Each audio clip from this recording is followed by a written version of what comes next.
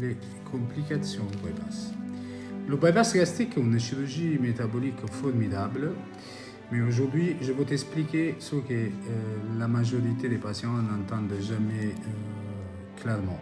Il existe des complications précoces et des complications tardives, et les connaître, ça peut sauver des vies. Donc, on regarde d'abord les complications précoces. D'abord, la fistule de la première anastomose, la gastro-jejunale. Il s'agit d'une complication plutôt rare, car le bypass, c'est un système à basse pression, à différence de la sleeve.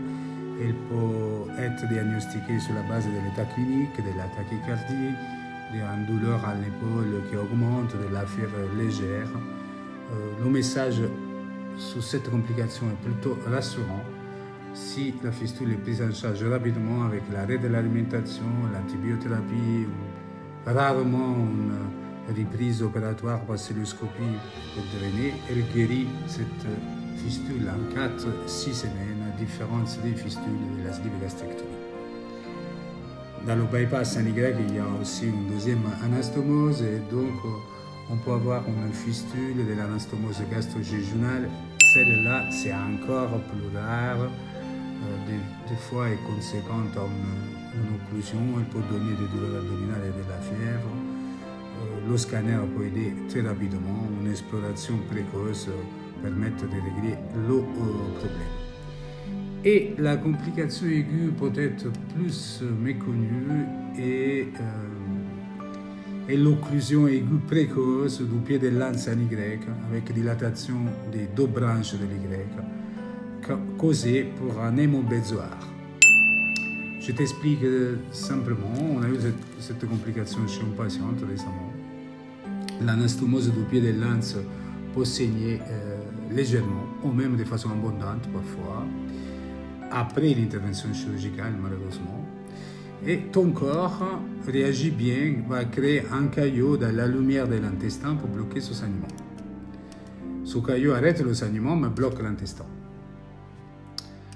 Donc le résultat, c'est une torsion anti-horaire et une occlusion des deux branches de l'Y. Le diagnostic, dans notre cas, on a pu le faire rapidement grâce au scanner qui montrait une dilatation de l'anse biliopancréatique, de l'estomac exclu et aussi une dilatation de l'anse alimentaire. Donc la chirurgie doit être rapide pour décomprimer l'estomac exclu et l'anse biliopancréatique, et peut détendre aussi l'anse alimentaire en évitant la rupture de l'estomac, la perforation et la péritonite biliaire.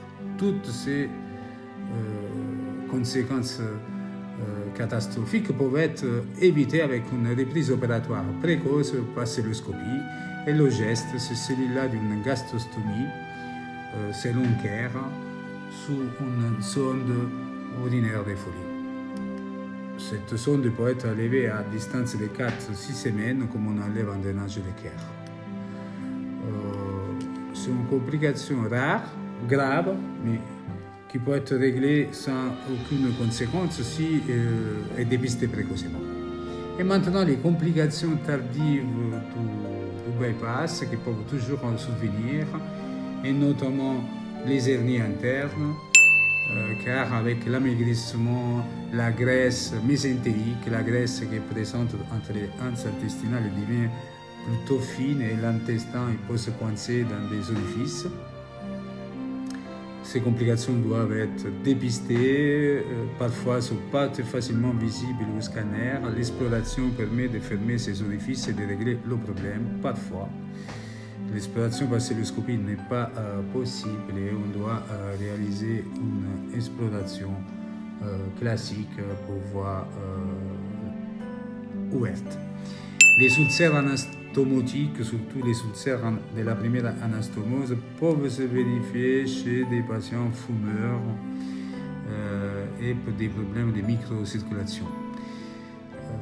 Les carences soient évitées avec la prise régulière de vitamines, notamment la carence en vitamine B1 et en vitamine B12 et fer doivent être dépistées et corrigées grâce au suivi. Une complication qui peut être embêtante, c'est celle des hypoglycémies tardives et des très connus dumping syndrome. Parfois, cette complication nécessite la reprise opératoire et la transformation, la réversibilité du bypass en sleeve gastrectomie.